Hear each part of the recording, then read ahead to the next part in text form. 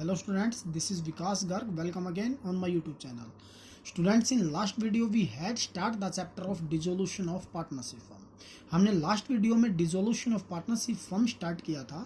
Last video मैंने आपको बताया था कि डिसोल्यूशन ऑफ पार्टनरशिप फर्म क्या होते हैं, उसके क्या मोड्स होते हैं और कैसे अकाउंट सेटलमेंट किया जाता है when a partnership firm is dissolve.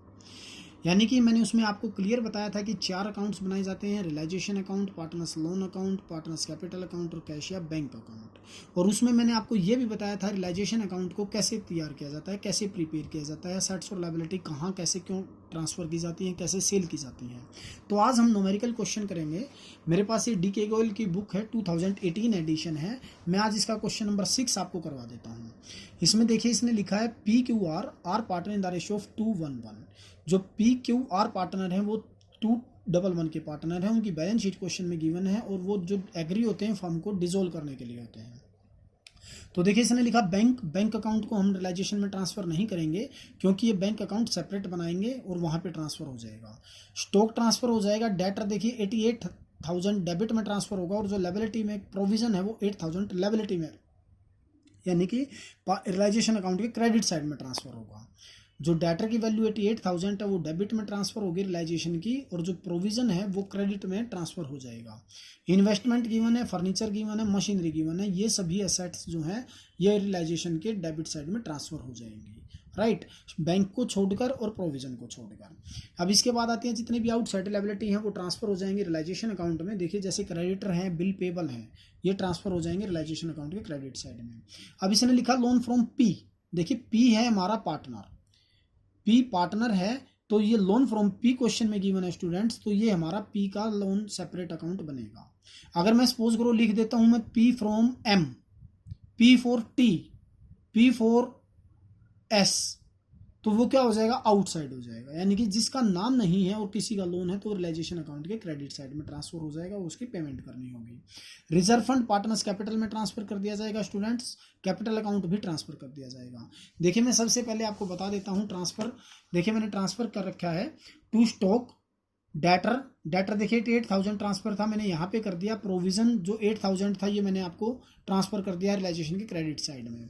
Investment question में गिवन थी, जो फर्नीचर मशीनरी मैंने सभी क्या किया, बुक वैल्यू पे मैंने ट्रांसफर कर दिया। इसका मतलब क्या हुआ कि मेरे पास जो बेचने के लिए हैं, फर्म के पास जो सेल करने के लिए टोटल असेट्स ये हैं। अब जितनी भी लायबिलिटी हैं इसने ले रखा है क्रेडिटर्स, मैंने बुक वैल्यू पे ट्रांसफर कर दिया, बिल पेबल को कर दिया। उसके बाद इसने लिखा लोन फ्रॉम P, तो मैं क्या करता हूँ स्टूडेंट्स, लोन फ्रॉम P का अकाउंट अलग बना देता हूँ और लोन फ्रॉम P को मैं जो ट्रांसफर कर देता हूँ by balance brought down. Loan from P दे रखा है 20,000, ये मैंने ट्रांसफर कर दिया। इसके बाद रिजर्व फंड और कैपिटल, देखिए रिजर्व फंड और कैपिटल में यहाँ ट्रांसफर कर देता हूँ पार्टनर्स कैपिटल में। कैपिटल दे रखी है 2 लाख, 1 लाख और 2,000 रुपीज़। रिजर्व फंड टोटल 8,000 दिया है, जो मैंने 2:1:1 की रेशियो में डिस्ट्रीब्यूट कर दिया। अब देखिए स्टूडेंट्स, मैंने यहाँ पे लिखने का मतलब ये हुआ, रियलाइजेशन के डेबिट में मेरे पास टोटल असेट्स करने के सेल करने के लिए ये हैं, टोटल लायबिलिटीज़ की पेमेंट करने के लिए ये हैं, राइट। अब मुझे क्या करना है, देखिए असेट सेल करने के लिए इसने बोला investment are taken over by P at book value. जो इन्वेस्टमेंट है P ने ले ली है, तो मैंने लिख दिया by P's capital account, investment 40,000। Next इसने लिखा furniture is taken over by Q at ₹20,000। Q ने फर्नीचर ले लिया, मैंने Q का नाम डाल दिया, फर्नीचर Q ने ले लिया 20,000।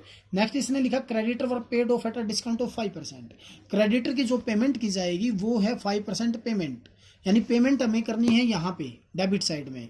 हमने क्या किया, मैंने आपको बताया था पिछली वीडियो में कि कैश पेमेंट करनी है या फिर कोई पार्टनर देगा। देखिए, अगर आपने मेरी लास्ट वीडियो नहीं देखी है तो आप सब इस क्वेश्चन को नहीं कर पाएंगे। सबसे पहले आप मेरी लास्ट वीडियो देखिएगा, उसमें मैंने आपको क्लियरली समझाया है कि रियलाइजेशन अकाउंट कैसे बनाया जाएगा। तो यहाँ पे मैंने पेमेंट कर दी टू कैश अकाउंट। मैं क्या पेमेंट कर रहा हूँ, मैंने पेमेंट की है क्रेडिटर्स की। क्रेडिटर्स की 5% डिस्काउंट काट के, यानी 80,000 का 5% डिस्काउंट करेंगे तो 4,000, यानी कि मैंने 76,000 की जो है वो पेमेंट कर दी है। इसके बाद देखिए इसने लिखा था other assets realised as follows, यानी जो ये हैं ये कैश सेल कर दी हैं। असेट्स को हम कहाँ सेल करेंगे, क्रेडिट साइड में बाय बैंक अकाउंट। मैं हेडिंग डाल देता हूँ। इसने लिखा जो स्टॉक है एट 80%, यानी जो स्टॉक है, स्टॉक क्वेश्चन में गिवन है स्टूडेंट्स 1,50,000 का। अगर इसके 80 की बात करेंगे 80% हो गया 1,20,000। अब इसने बोला डेटर्स एट 65,000, डेटर से 65,000 रुपीज़ मिले हैं 65,000।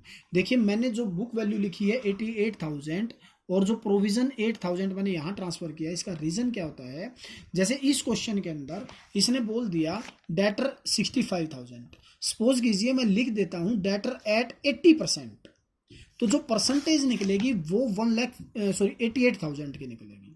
अगर मैं यहाँ 80 कर दूंगा तो वो गलत आएगा, तो इसलिए रीज़न होता है कि हम यहाँ बुक वैल्यू लिखते हैं। तो डेटर आ गया 65,000। उसके बाद इसने लिखा machinery at 30% less than the book value.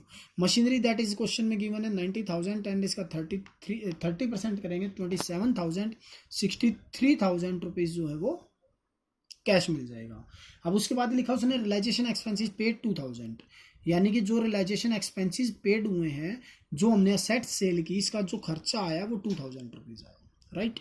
देखिए जो भी एडजस्टमेंट क्वेश्चन में गिवन थी वो मैंने सारी यहाँ पे एडजस्ट कर दी है। अब जो नेक्स्ट वर्क आपका रहता है, आपका वर्क ये रहता है स्टूडेंट्स, देखिए आपको इस बात का ध्यान रखना है कि हमने जो लायबिलिटीज ट्रांसफ़र की थी वो ये 3 की थी, एक प्रोविज़न, एक क्रेडिटर्स और एक बीपी, राइट। प्रोविजंस की कभी कोई पेमेंट नहीं होती है, आपको भी पता है 11th क्लास से। तो हमें क्रेडिटर्स की और बीपी की पेमेंट करनी है, वो कहे या ना कहे। अगर कहता है तो जितनी पेमेंट कहेगा, जैसे इसने बोला क्रेडिटर्स की 5% डिस्काउंट करके और पेमेंट कर देनी है, हमने कर दी है।